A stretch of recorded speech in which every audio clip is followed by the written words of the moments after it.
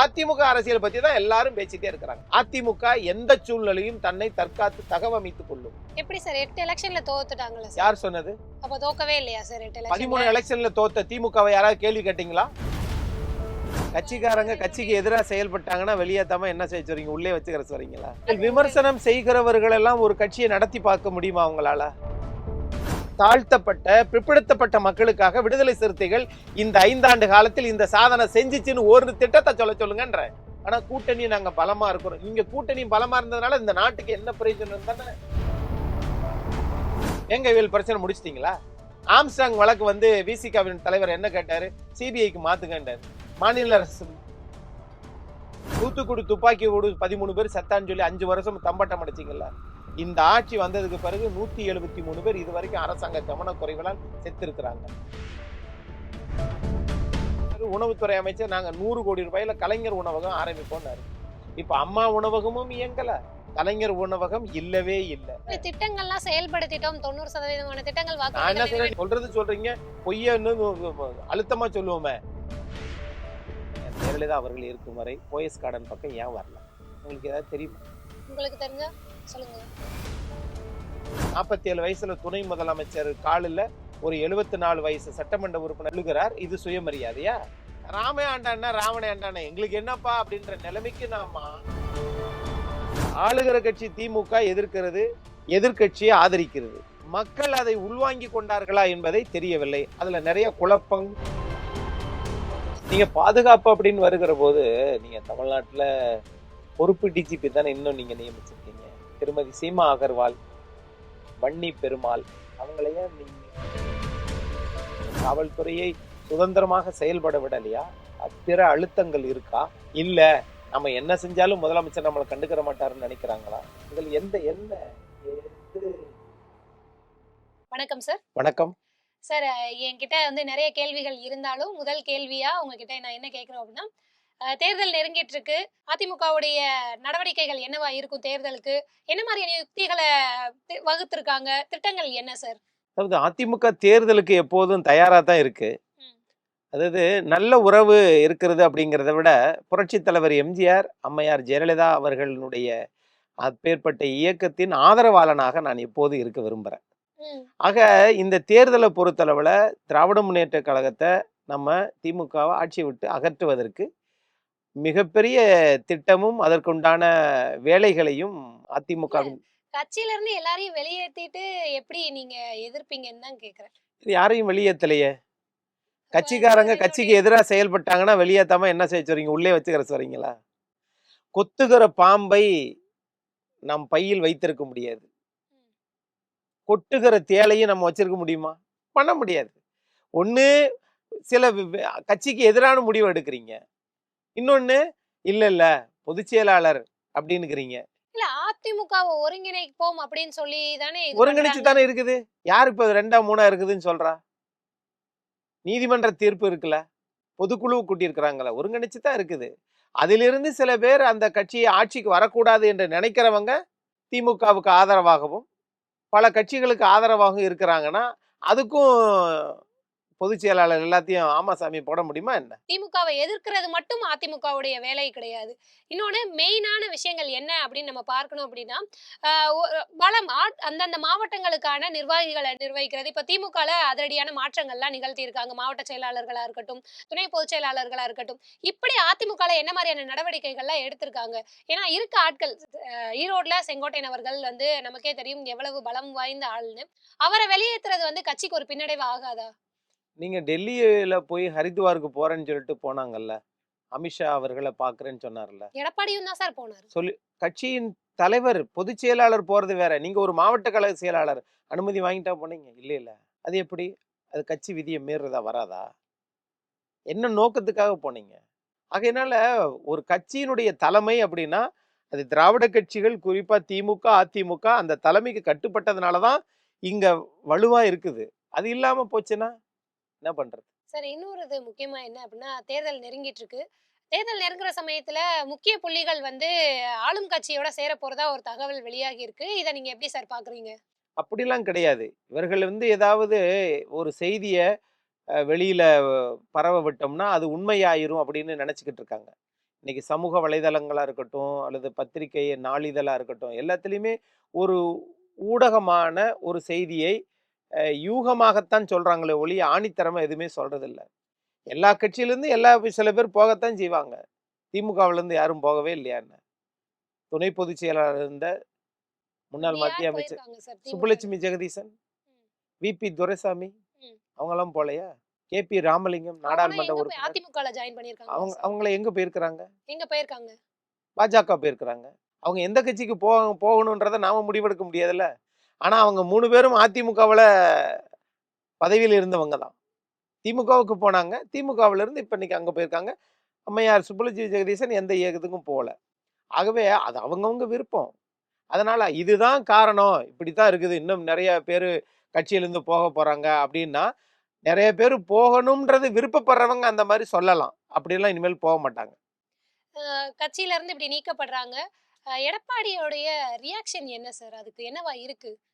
அதாவது இப்படி கட்சியில இருந்து தொடர்ச்சியா ஆட்கள் முக்கியமான ஆட்கள் நீக்கப்படுறாங்க.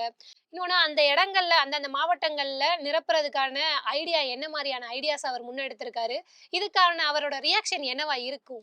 திரு செங்கோட்டையன் அவர்கள் கட்சியிலிருந்து நீக்கப்படுகிறார். நீக்கப்பட்ட உடனே ஏ.கே. செல்வராஜ் என்று சொல்லக்கூடிய முன்னாள் மாநிலங்களவை உறுப்பினர், அவர மாவட்ட செயலாளரா நியமிச்சுட்டாங்க. நேற்றைய தினம் மாண்புமிகு முன்னாள் அமைச்சர் திரு எஸ்.பி. வேலுமணி அவர்கள் மிக பிரமாண்டமான ஒரு அலுவலகத்தை திறந்திருக்கிறாங்க. ஆகவே உடனே அங்க களத்துல அதிமுக என்பது ஒரு மிகப்பெரிய ஒரு இயக்கம் மேடம். அந்த இயக்கத்த உடனே எல்லாம் ஒருத்தர் போயிட்டாரு, அதனால அது எல்லாத்தையும் இது மூடிருவோம். அப்படிலாம் ஒண்ணும் கிடையாது. இல்ல அந்த அவர்கள் மாரி தான் நெறைய விமர்சனங்களும் வருது. அவ்வளவுதான் நீங்கள் விமர்சனம் செய்கிறவர்கள் எல்லாம் ஒரு கட்சியை நடத்தி பார்க்க முடியுமா அவங்களால? திமுகல இருந்து அதிமுக வந்த கட்சி தானே. அந்த கட்சியா இருந்தாலும் இன்னைக்கு திமுகவினால 31 வருஷம் ஆட்சி செய்ய முடியலையே. ஆனா அதிமுக வந்துருச்சே. என்னன்னா, புரட்சித் தலைவர் எம்ஜிஆருக்காக உருவாக்கப்பட்ட அந்த இயக்கம் இன்னும் இருக்கணும்ன்ற எண்ணம் அரசியல் கட்சியில இருக்கிறவங்க ஆதாயத்துக்காக இருப்பாங்க. ஆனால் அதிமுக இருக்க வேண்டும் என்று எல்லோருமே நடுநிலையாளர்கள் உள்பட அந்த இயக்கம் இருக்கணும். அது ஏழைகளுக்கான கட்சி. நீங்க அம்மா உணவகம் எடுத்துக்கோங்க. அது மாதிரி காலுக்கு செருப்பு வழங்குவதா இருக்கட்டும், பள்ளிக்கூட பிள்ளைகளுக்கு இது பண்றதா இருக்கட்டும், 69% ஒதுக்கீடா இருக்கட்டும், தாலிக்கு தங்கமா இருக்கட்டும், கிராமப்புற பெண்மணிகளுக்கு ஆடு, மாடு, கோழி வளர்ப்பு அந்த திட்டமா இருக்கட்டும். இது எல்லாமே மடிக்கணினி திட்டமா இருக்கும். இந்த போன்ற ஒரு திட்டங்கள் இந்தியாவில் எந்த ஒரு கட்சியாவது குடுத்திருக்குதா? ஒரே கட்சி இத்தனை முறை மக்களுக்கான திட்டத்தை எந்த கட்சியாவது குடுத்திருக்குதா? இன்னைக்கும் 7.5 மாண்புமிகு முதலமைச்சராக இருந்த எடப்பாடி பழனிசாமி நடைமுறைப்படுத்தியிருக்கிறாரு. ஏறத்தாழ 700 பேர் இன்னைக்கு போயிருக்கிறாங்க. ஒவ்வொரு ஆண்டும் போறாங்க. அப்படின்னா, அது எவ்வளவு பெரிய திட்டம். மகத்தான திட்டம். இந்தியாவுல எந்த மாநிலத்திலும் கொண்டு வராத திட்டத்த எதிர்க்கட்சி தலைவராக இருக்கிற இன்னைக்கு எடப்பாடி பழனிசாமி அவர்கள் கொண்டு வந்திருக்கிறார்கள் என்றால், இதுதான் மக்களுக்கான ஒரு திட்டம். அந்த திட்டத்தை வழங்கிய அந்த கட்சி எப்படி இருக்கணும்? உயிர் துடிப்புடன் இருக்கணும்ன்ற மக்கள் இப்ப எதிர்பார்ப்பாங்க. அப்படிதான் இருக்காங்களா? இப்ப அப்படித்தான் இருக்கு. இப்பயும் அப்படித்தான், எப்பயுமே அப்படித்தான். ம். அங்க தலைவர்களுக்கு வேண்டுமானால் அப்படி இப்படின்னு குறை சொல்லிட்டு இருக்கலாம். ஆனால் ஒரு பாமர தொண்டர்கள் இந்த அந்த கட்சி இருக்க வேண்டும் என்று தான் நினைக்கிறாங்க. எந்த பயனும் அனுபவிக்காதவங்க இருப்பாங்கல்ல, அவங்கலாம் இந்த கட்சி இருக்கணும்னு தான் விரும்புறாங்க. சார் தொடர்ச்சியா பார்க்கணும் அப்படின்னா, திரு டிடிவி அவர்கள் திட்டவட்டமா மறுக்கிறாரு. அதாவது எப்படி அவர் சொல்றாருன்னா, ஸ்டேட்மெண்ட் என்ன மாரியான ஸ்டேட்மெண்ட் முன்வைக்கிறார்ன்னா, இபிஎஸ் தலைமையிலான ஆட்சி அமையுது. பாஜக கூட்டணியாக இருந்தாலும் சரி, நாங்க அவங்களோட சேர மாட்டோம். கண்டிப்பான முறையில கூட்டணி கிடையாது அப்படின்னு திட்டவட்டமா சொல்றாரு. இத நீங்க எப்படி பார்க்குறீங்க? மறைந்து போன ஆளுமை மிக்க தலைவர் அம்மையார் ஜெயலலிதா அவர்கள் இருக்கும் வரை போயஸ் கார்டன் பக்கம் ஏன் வரல? உங்களுக்கு ஏதாவது தெரியுமா? உங்களுக்கு தெரிஞ்சா சொல்லுங்க. இல்ல அவர் ஏன்? ஏன் வரல? ஏன்? தெரியல. அப்படிப்பட்டவர் அந்த இயக்கத்த அம்மா இறந்ததுக்கு பிறகு அந்த கட்சி என்கிட்ட வந்துரும். அப்படி இப்படின்னு அந்த கட்சியை விமர்சிப்பது சரியா என்பது எனக்கு தெரியவில்லை. ம். அவரை பொறுத்தளவுல நாம பல பேர் நினைக்கலாம். அதாவது இந்த கட்சிய எப்படியாவது கபளீகரம் செய்திரணும். நாம தான் அதுக்கு தலைமைக்கு வரணும். நாங்க அம்மா இருக்கும்போதே நாங்க தான் எல்லாத்தையும் நிர்வகிச்சோம். அதனால அம்மா போனதுக்கு பிறகு நாங்க தான் அப்படின்னு நினைப்பாங்கல்ல. காலம் சில பேர்த்த உருவாக்கி விடும். அப்படி இந்திய இந்திய உருவானவர்ன்றீங்களா? இந்திய நாட்டுல இந்திய நாட்டினுடைய பிரதமர் ஒரு தேநீர் கடையில வேலை பார்த்தவர் தானே. அப்படிப்பட்டவர் இந்திய நாட்டினுடைய பிரதமராக வந்திருக்கிறார் என்றால், அதே மாரி தான் இங்கேயும் ஒரு சாதாரண விவசாயி முதலமைச்சரா வந்திருக்கிறாரு. கட்சிக்கு பொதுச் செயலரா வந்திருக்கிறாரு. இயற்கையும் சற்று கை கொடுக்கணும். நாம நினைக்கலாம், அமெரிக்காவுக்கு ஜனாதிபதியா போயிரணும்னு. அமெரிக்காவுக்கு குடியுரிமை இது இருக்கா? நமக்கு இருக்கா? அது மாரி தான் வாழ்க்கை. நீங்க எல்லாரும் நினைப்பதெல்லாம் நடக்கும்னா இயற்கையும் அந்த உழைப்பும் கொஞ்சம் இருந்தா தானே வர முடியும். ஆகவே வெறுமனே விமர்சனங்கள் மட்டுமே ஒருத்தரை வந்து கொண்டு வந்து வச்சிரும் அப்படின்னு கேட்டா அது ஒரு காலமும் அது நடக்காது. அப்படித்தான் நான் பார்க்கிறேன். திமுகவுடைய பி டீம் டிடிவி அவர்கள், ஓபிஎஸ் ஆக இருக்கட்டும், இவங்க எல்லாருமே வந்து திமுகவுடைய பி டீம் அப்படின்னு வந்து திரு இபிஎஸ் அவர்கள் வந்து சொல்லியிருந்தாரு. இத வந்து எப்படி நீங்க பார்க்குறீங்க? இத எப்படி எடுத்துக்கிறது நம்ம? இவங்க 2 பேருக்கும் அடையாளம்ன்றது யார் குடுத்தது? அதிமுக கட்சி தானே குடுத்துச்சு. 3 முறை முதலமைச்சரா உங்கள உருவாக்கி விட்டது அதிமுக கட்சி தானே. வேற கட்சி இல்லையே. அப்படிப்பட்டவங்க வந்து நான் வந்து அதிமுக இது திமுக தான் திரும்ப ஆட்சிக்கு வரும் அப்படிங்கிற சொல்றவங்க வேற என்னன்னு சொல்ல முடியும்? நீங்க தனி கட்சி ஆரம்பிச்சிட்டீங்கல்ல. அமமுக என்கிற ஒரு தனி கட்சி ஆரம்பிச்சிட்டாரு. ஆரம்பிச்சதுக்கு பிறகு அதிமுக ஆட்சிக்கு வரக்கூடாது அப்படின்ற எண்ணம்னா, அப்புறம் என்ன? அது என்ன உங்க அரசியல் கொள்கைன்னு தெரியல. சார் தொடர்ச்சியா இப்போ இப்போ இருக்க சிச்சுவேஷன் என்ன அப்படின்னா, எஸ்ஐஆர் தமிழகத்துல அ அனைத்து கட்சிகளும் தமிழகத்துல இருக்கக்கூடிய அனைத்து கட்சிகளும் வந்து எதிர்ப்பு தெரிவிக்கிறாங்க. ஆனால் ஒரே ஒரு கட்சி மட்டும் அதற்கு ஆதரவு தெரிவித்து உச்சநீதிமன்றத்துல வழக்கு தொடுத்திருக்காங்க. அது வந்து அதிமுக தான் வழக்கு தொடுத்திருக்காங்க. இத நீங்க எப்படி பார்க்குறீங்க? எஸ்ஐஆர்ல என்ன மாரியான சிக்கல் ஏற்படலாம் அப்படின்றதெல்லாம் எப்படி இது பண்றது? எஸ்ஐஆர்ங்கிறது வந்து அதிதீவிர வாக்காளர் திருத்தம். ஏற்கனவே 8 முறை பண்ணியிருக்கிறாங்க. இப்ப நடந்துகிட்டு இருக்குது.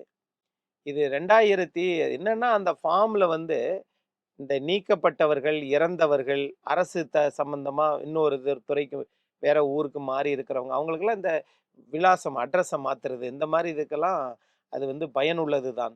ஆனால் அதே நேரத்துல நீங்க அந்த படிவத்துல 2வது இதுல சொல்லப்பட்டிருக்கிறது என்னன்னு கேட்டீங்கன்னா, நீங்க 2002ல நீங்க எங்க ஓட்டு போட்டீங்க?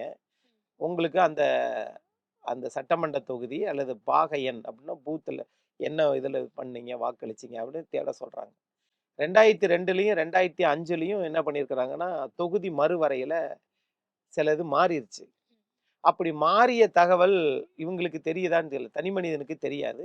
அது அரசாங்க தேர்தல் ஆணைய வெப்சைட்ல போய் பார்த்தா தான் தெரியும். அது பூத் லெவல் ஆஃபீஸருக்கே தெரியுதா அப்படின்னு கேட்டா, சில பேர் அவர்களுக்கே இன்னும் பயிற்சியின்மையா தான் இருக்குது. அன்றைக்கு வந்து நடந்தது 3 வருஷம் நடந்தது. ஆனா இன்னைக்கு வந்து 1 மாசத்துல இன்னொரு 10, 20 நாளில அது முடிய ஆமா. போகுது. ஆகையினால இதை அதிமுக ஆதரிக்கிறது என்றால் அந்த கட்சியினுடைய நிலைப்பாடாக இருக்கிறது. நாங்கள் ம். ஆதரிக்கிறோம் அப்படின்னு சொல்றாங்க. ஆனா தமிழ்நாட்டுல 2024ல மொத்த வாக்காளர் எலிஜிபிள் வோட்டர்ஸ் 6,23,00,000. இப்ப தோராய வாக்காளர் பட்டியல் மாநில தேர்தல் ஆணையம் கொடுத்திருக்கு 6,39,00,000. ம். இந்த எஸ்ஐஆர் வந்ததுக்கு பிறகு எத்தனை லட்சம் பேர் குடுக்க போறாங்கன்றது தெரியல. உங்களுக்கு வெறுமனே நீங்க இருக்கும் இடம், தேர்தல் ஆணையத்தால் வழங்கப்பட்ட அந்த அடையாள அட்டை, அந்த புகைப்படம் இது 3ம் சொன்னா அது எல்லாரும் சரின்றுவாங்க. ம். 3வது காலம் வந்து உங்க அப்பா, அம்மா வந்து எங்க பிறந்தாங்க? அவங்க பிறந்த ஊர் எது? இது வந்து வாக்குரிமை செலுத்துவதற்கா, குடியுரிமை பெறுவதற்கா என்கிற ஒரு குழப்பத்தை சில கட்சிகள் எழுப்பினாலும், ம். மக்கள் எப்படி புரிஞ்சுக்கிறாங்க அப்படிங்கிறத நாம உச்சநீதிமன்றம் சில கால அவகாசம் குடுத்திருக்குது. அந்த கால அவகாசத்துக்கு பிறகு என்ன முடிவு எடுக்கிறாங்கன்றத நம்ம பார்க்க போறோம். அதிமுக ஆதரிக்கிறது. எதற்காக? இறந்தவங்க பேரு, ம். அது மாரி விலாசம் மாறியவங்க பேரு, இதெல்லாம் நீங்க சரியான இதுல எடுக்கணும்ன்றது அவங்க நோக்கம். ம். ம். ஆனா 2002க்கு முன்னாடி நீ எங்க ஓட்டு போட்ட? 2005ல என்ன இது ஆச்சு? அப்பா, அம்மா வந்து பிறப்பு சான்றிதழ்க்கா ஊர்ல சில பேருக்கு அப்பா, அம்மாவுக்கெல்லாம் 50 வருஷத்துக்கு முன்னாடி பிறப்பு சான்றிதழ், இறப்பு சான்றிதழ்லாம் குடுத்தாங்களான்னு கேட்டா இல்ல. ம். அது என்ன ஆகப் போகுதுன்னு தெரியல. ஆகவே ஒரு மிகப்பெரிய ஒரு குழப்பமான நிலையில் அ செ ஆளுகிற கட்சி திமுக எதிர்க்கிறது, எதிர்க்கட்சியை ஆதரிக்கிறது. மக்கள் அதை உள்வாங்கிக் கொண்டார்களா என்பதை தெரியவில்லை. அதுல நெறைய குழப்பங்கள் இருக்கு. ம். என்ன முடிவு எடுக்க போறாங்கன்றது பொறுத்திருந்து தான் பார்க்க முடியும். சார் நீங்க நிலைப்பாடுன்னு சொன்னீங்க. அதாவது ஆதரிக்கிறது வந்து அதிமுகவுடைய நிலைப்பாடு அப்படின்னு சொல்லியிருந்தீங்க. எனக்கு இதுல பர்ட்டிகுலரா என்ன அப்படின்னா, அதிமுக வந்து அப்போ கூட்டணிக்காக இந்த நிலைப்பாடு எடுக்குறாங்களா? கூட்டணிக்காக இல்ல. ஏற்கனவே வந்து டி நகர்ல இருந்து சட்டமன்ற வேட்பாளர் சென்னை உயர்நீதிமன்ற கிளைய நாடி, இந்த மாரி ம். எனக்கு இத்தன ஓட்டு தான் கம்மியாயிருச்சு. அதுல வந்து நாங்க குடுத்ததெல்லாம் குறைவா போட்டிருக்கிறாங்க. இறந்தவங்க பேரெல்லாம் நீக்கல. அப்படின்ற ஒரு சில குறைபாடுகள சொல்லியிருக்கிறாங்க. அதன் அடிப்படையில் கூட அவர்கள் முடிவெடுத்திருக்கலாம். ம். ஆனால் அந்த முடிவு மக்களுக்கு ஏற்புடையதா என்பத நாம தான் அந்த அந்த பாரத்தை நீங்க வந்து பூர்த்தி செய்றீங்கல்ல, ம். அப்போதுதான் தெரிகிறது அது எவ்வளவு இது இருக்குது அப்படின்ட்டு. எஸ்ஐஆரோடைய வழக்கு வந்து திமுக வந்து எதிர்த்து சுப்ரீம் கோர்ட்ல வந்து வழக்கு தொடுத்தாங்க. நேத்து அந்த வழக்கு வந்து விசாரணைக்கு வந்தபோது வந்து, இந்த மாரி ஒரு சில கான்ஸ்டிடியூஷன்லாம் தப்பா இருக்கு அப்படின்ற மாரி சுப்ரீம் கோர்ட் இது பண்ணியிருந்தாங்க. அப்போ ஆப்வியஸா வந்து பார்க்குறப்போ, அது அதிமுகவுக்கு ஒரு ஃபேவர் தான். இத இத வந்து நீங்க எப்படி பார்க்குறீங்க? இத நம்ம எப்படி எடுத்துக்கிறது? இல்ல இதுல வந்து ஃபேவர், அன்ஃபேவர் அப்படிங்கிறது விஷயம் இல்ல. ம், அவர்களுக்கு சாதகமா, பாதகமா என்பதை தாண்டி, ம், இங்க கேட்கப்படக்கூடிய கேள்விகள் ஒரு சாமானிய பொதுமக்கள் அந்த பாரத்த வந்து நிரப்பும்போது, அவங்களுக்கு கடினமான கேள்வியா குடுத்துறக்கூடாது. அவங்க அவங்க ஒரு முடிவு எடுத்துறக்கூடாது. "என்னப்பா அது அப்பா, அம்மாவெல்லாம் சர்டிஃபிகேட் கேட்குறீங்க. அவங்க பிறந்த சர்டிஃபிகேட்லாம் கேட்குறீங்க." அப்படின்னு அவங்க நெனச்சுட்டாங்கன்னா, "ராமே ஆண்டான்னா, ராவணே ஆண்டான்னா எங்களுக்கு என்னப்பா?" அப்படின்ற நிலைமைக்கு நாம் ஆளாக்கி விட்டுறக்கூடாது. அதையும் பார்க்கணும். அதே நேரத்தில் இறந்தவர்களை நீக்க வேண்டும் என்பது ம், ம். கட்சியின் நோக்கமாக இருக்கலாம். மக்கள் இத எப்படி பார்க்குறாங்கன்றத நம்ம பார்க்குறோம். சார் இன்னொரு கேள்வி நான் என்ன முன்வைக்கிறேன் அப்படின்னா, திரு ஆளூர் ஷானவாஸ் அவர்கள் வந்து என்னன்னா, தேர்தல் வரக்கூடிய சமயத்துல வந்துட்டு சிபிஐயும் பாஜகவும் கைகோர்த்துக்குவாங்க. அவங்க 2 பேரும் பாஜக வந்து எந்த கட்சிய கூட்டணி சேர்த்துக்கிறாங்களோ இல்லையோ, சிபிஐ கூட கூட்டணியில இருப்பாங்க அப்படின்ற ஒரு விமர்சனத்த முன் வச்சிருந்தாரு. இத நீங்க எப்படி பார்க்குறீங்க சார்? தேர்தல் வரும்போது திமுகவும், மாநில கண்காணிப்பு துறையும் ஒண்ணு சேர்ந்துக்கிறோம் அப்படின்னு சொன்னா ஏத்துக்குருவீங்களா? டிவிஏசி ம். ஒண்ணு சேர்ந்துக்கிறோம்னா ஒத்துக்குருவீங்களா? உங்கள் தேவை என்ன? நம்ம அரசியல் கட்சி நடத்துறோம். அந்த மக்களுக்காக நீங்க இந்த இத்தன வருஷத்துல என்ன பண்ணீங்க? 4 1/2, 5 வருஷத்துல அந்த மக்களுக்காக என்ன பண்ணீங்க? விசிகா என்கிற ஒரு இயக்கம் இருக்குல்ல. ம். அந்த அந்த தாழ்த்தப்பட்ட, பிற்படுத்தப்பட்ட மக்களுக்காக விடுதலை சிறுத்தைகள் இந்த 5 ஆண்டு காலத்தில் இந்த சாதனை செஞ்சுச்சுன்னு ஒரு திட்டத்த சொல்லுங்கன்றேன். அதுதானே தேவை. ம். பல்வேறு அமைப்புகள் இருக்கு. புலனாய்வுத்துறை இருக்குது. இங்க வந்து தேர்தல் ஆணையம் இருக்கு. அப்புறம் வந்து நீதித்துறை இருக்கு. இதெல்லாம் ஒண்ணு சேர்ந்துக்கிருச்சு. அந்த குற்றம் சாட்டுவதெல்லாம் உங்கள் நோக்கம். நீங்க இந்த 5 வருஷத்துல உங்க மாநிலத்துல, உங்க அரசியல் கட்சி சார்பா, உங்களுடைய தொகுதிக்காக நீங்கள் எத செஞ்சீங்கன்னு தானே கேள்வி. வேங்கவேல் பிரச்சனை முடிச்சிட்டீங்களா? ஆம்ஸ்ட்ராங் வழக்கு வந்து விசிகாவின் தலைவர் என்ன கேட்டாரு? சிபிஐக்கு மாத்துங்கன்றாரு. மாநில அரசு மாத்துச்சா? உச்சநீதிமன்றம் மாத்துச்சு. மாத்துனதுக்கு பிறகு என்ன பண்ணாங்க? அந்த A1 குற்றவாளி இறந்து விட்டார். ஒரு வழக்குல 5000 பக்கங்கள குற்ற இறுதி அறிக்கை எழும்பூர் நீதிமன்றத்துல தாக்கல் செய்றாங்க. அப்படி தாக்கல் செஞ்சதுக்கு பிறகு அதுல A1 குற்றவாளி இறந்துட்டாரு. அப்படின்னா என்ன அர்த்தம்? அந்த வழக்கே முடிஞ்சு போச்சுன்னு அர்த்தம். அப்படித்தானே? ம். இதற்காக விசிகாவின் நிலைப்பாடு என்ன? A1 எப்படிப்பா இறந்தாருன்னு விசிகா கேக்குதா? பிறகு எதுக்கு நீங்க சிபிஐ கேட்டீங்க? இப்ப சிபிஐ குடுத்தாச்சு. A1 இறந்துட்டாரு. அந்த வழக்க அவங்களே முடிச்சு வச்சுட்டாங்க. இவ்வளவு விஷயங்கள் ஒவ்வொன்னாக நம்ம இது எடுத்து பார்த்தோம்னா அப்படி தெரியும். இங்க நம்ம தமிழ்நாட்ட பொறுத்தளவுல திமுக இந்த 4 1/2 ஆண்டு காலத்துல ஏங்க நீங்க ஒரு கட்சிய குறை சொல்றது ஈஸிங்க. ஒரு சாமானிய மனிதன் ஒரு கட்சிக்கு வந்து முதலமைச்சரா இருந்து அவர் என்ன செஞ்சாரோ? அத்திக்கடவு அவிநாசி திட்டம் 90 விழுக்காடு முடிச்சாரு. 7.5 நடைமுறைப்படுத்தினாரு. மராமத்து நாயகன் 10,000 தடுப்பணைகள சட்டமன்றத்துல பணத்தை ஒதுக்கி செஞ்சாங்க. இவ்வளவு விஷயங்கள் செய்தவரை பயிர் காப்பீட்டு திட்டத்தை கொண்டு வந்தாரு. முதலமைச்சரா இருக்கும்போது எடப்பாடி பழனிசாமி அவர்கள். ம். நீங்க என்ன செஞ்சீங்க? ஒரு திட்டத்த சொல்லுங்கன்னு கேட்கிறேன். ஒரு திட்டமும் இல்ல. நாங்க பெண்களுக்கு இலவசமாக பேருந்து விட்டோம். எந்த இலவசமா பேருந்து விட்டீங்க?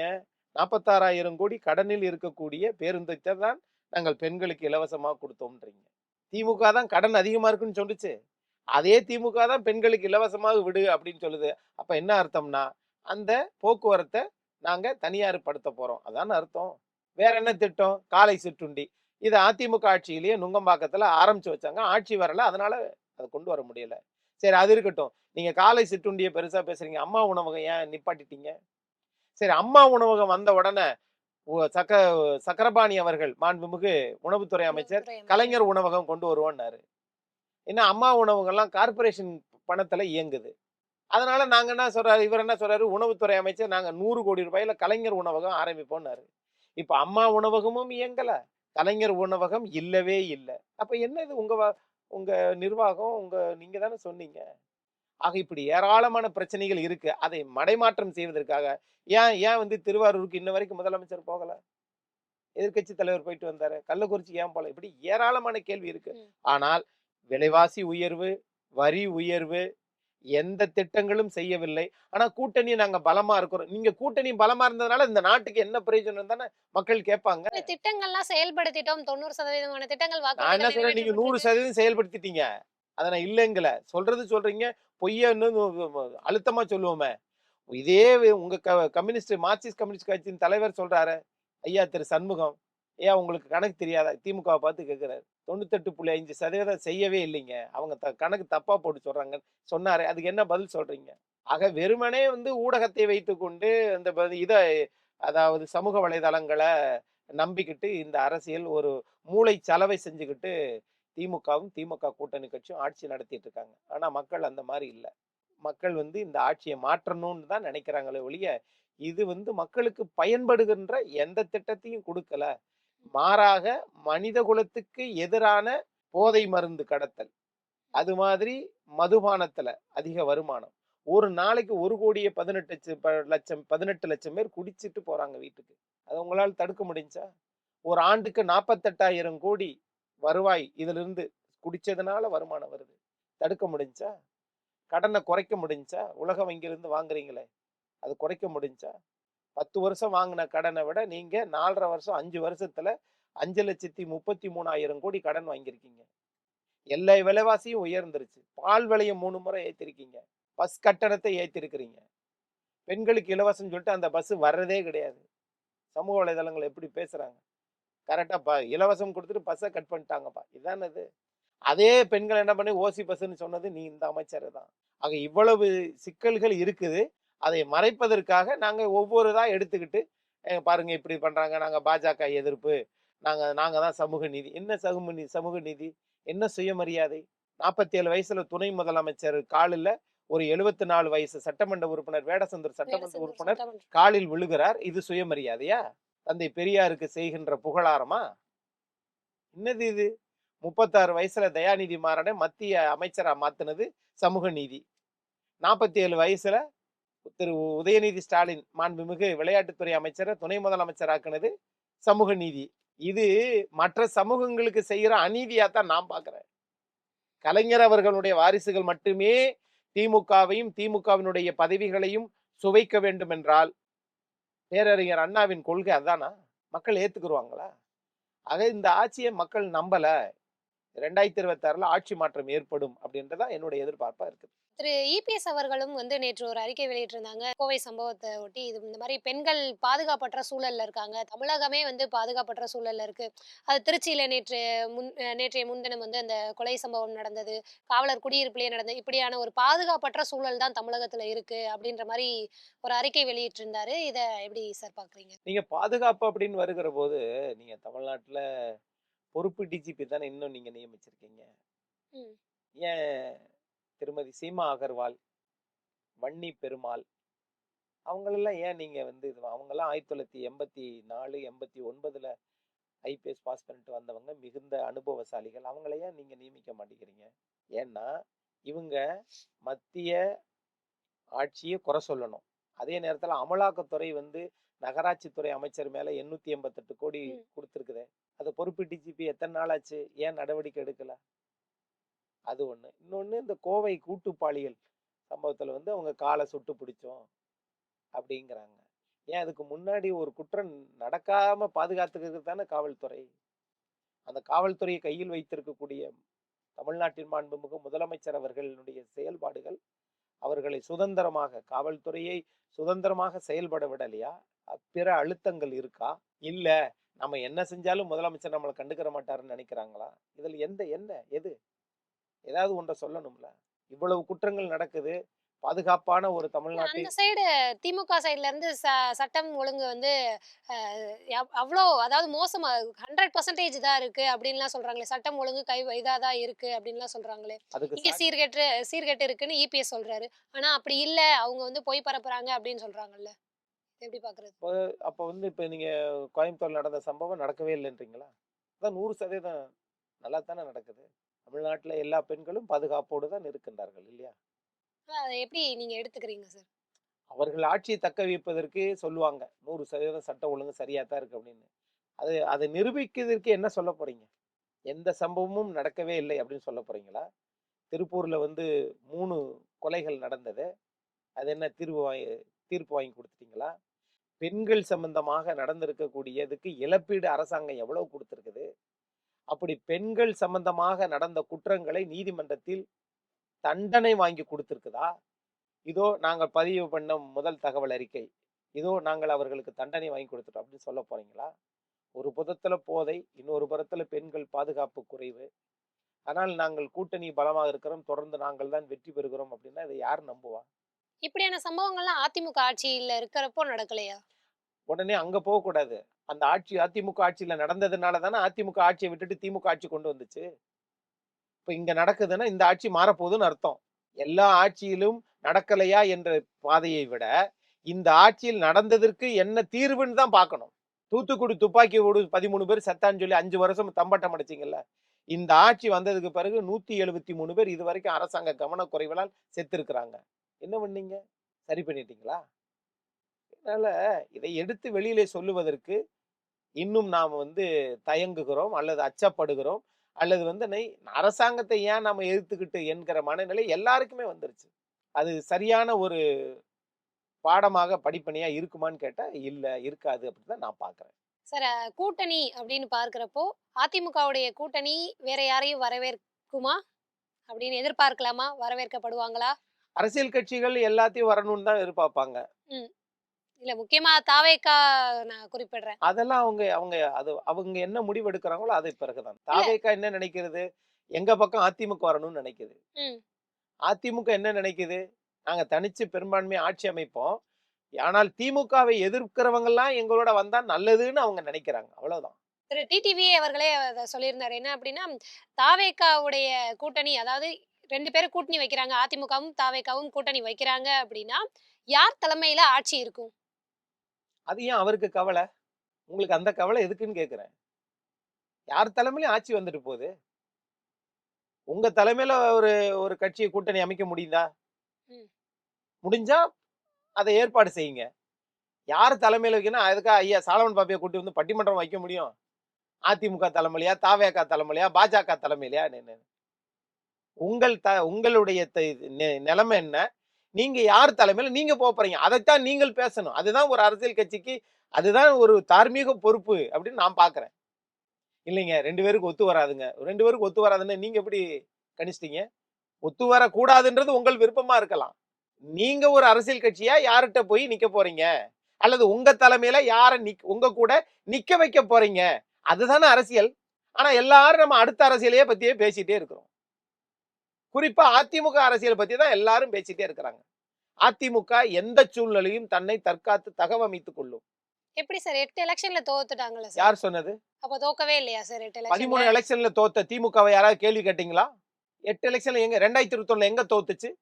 10 வருஷம் ஆளுங்கட்சியா இருந்துட்டு 75 சட்டமன்ற உறுப்பினர்களோட இன்னைக்கு எதிர்கட்சியா இருக்குது.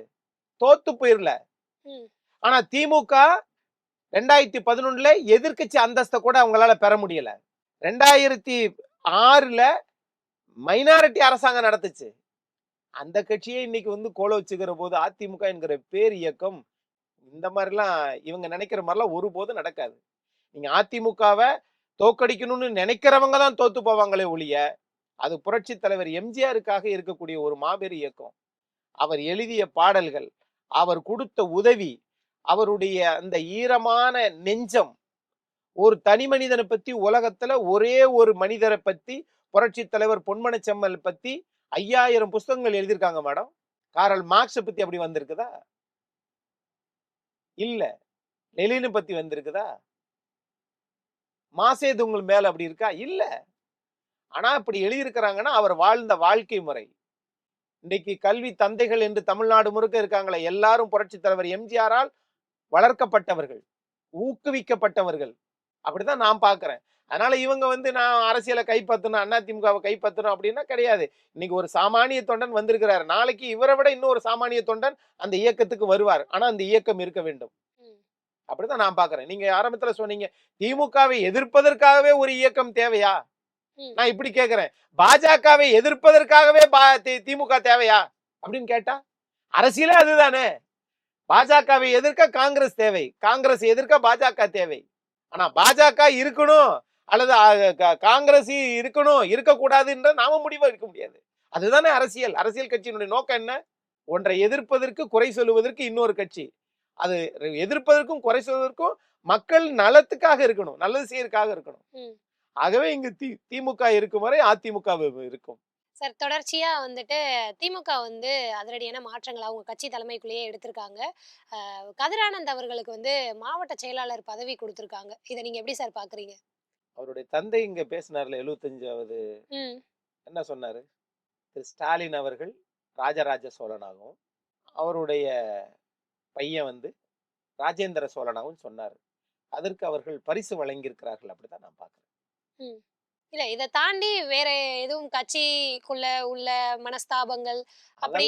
அதெல்லாம் உள்கட்சியில் அவங்க யாருக்கு வேணாலும் பதவி கொடுக்கலாம். கட்சி தலைமை பதவி மட்டும் வேற யாருக்கும் கொடுக்க மாட்டாங்க.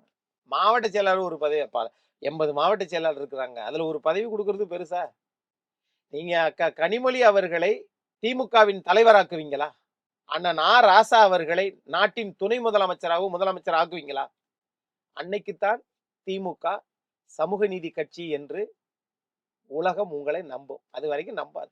சார், இறுதி கேள்வியா என்கிட்ட இருக்க கேள்வி வந்து அதிமுகவுடைய 2026 தேர்தலுக்கான திட்டங்கள் என்ன, நடவடிக்கைகள் என்ன, அதற்கான என்ன மாதிரியான மூவ்ல இருக்காங்க, நிலைப்பாடு என்ன சார்? அதிமுக அது வந்து தமிழ்நாடு முழுக்க அந்த சுற்றுப்பயணம் போனதா இருக்கட்டும், அதை தொடர்ந்து செய்து கொண்டிருக்கிறார் மாண்புமிகு எதிர்க்கட்சி தலைவர். திமுகவினுடைய அந்த சொன்னதை செய்யல, நிர்வாகத்தில் ஏற்பட்ட குளறுபடிகள், அதை கொண்டு போய் மக்கள்கிட்ட சேர்க்க வேண்டிய பொறுப்பு அதிமுகவில் இருக்குது. திமுக நிறைய ஒரு பொய்யான செய்திகளை சமூக வலைதளங்களில் பரப்பிக்கிட்டு இருக்கிறாங்க.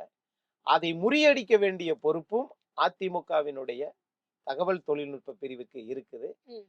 அல்லும் பகலும் அயராது உழைக்கணும் அப்படிங்கிற சிந்தனைய எதிர்க்கட்சி தலைவர் அந்த தொண்டர்களுக்கு சொல்லிக்கிட்டே தான் இருக்கிறாரு. இதை மக்கள் எப்படி பார்க்கறாங்கன்றத தேர்தலினுடைய ரிசல்ட் தான் சொல்லும். சார், இன்னைக்கு எங்களோட பங்கேற்று பல்வேறு தகவல்களை பகிர்ந்துகிட்டதுக்கு நன்றி சார். மிக்க நன்றி.